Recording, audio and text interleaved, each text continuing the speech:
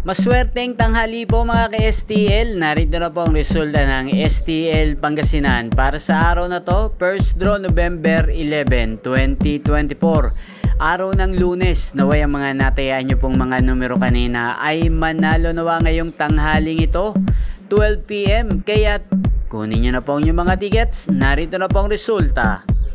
Ang mga numerong nanalo sa STL Pangasinan ngayong araw na to, November 11, 2024.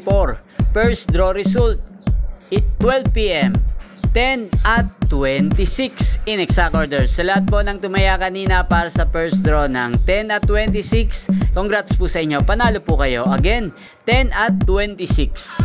Ayan, shoutout po natin ngayong araw na to sa STL Pangasinan si Ate Moret.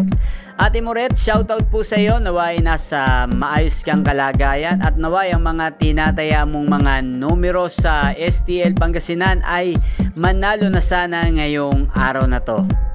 Ayan, inyo pong napanood ang resulta ng STL Pangasinan sa channel na to, Roderick Hernandez TV. Maraming salamat po sa patuloy niyong panonood sa aking channel.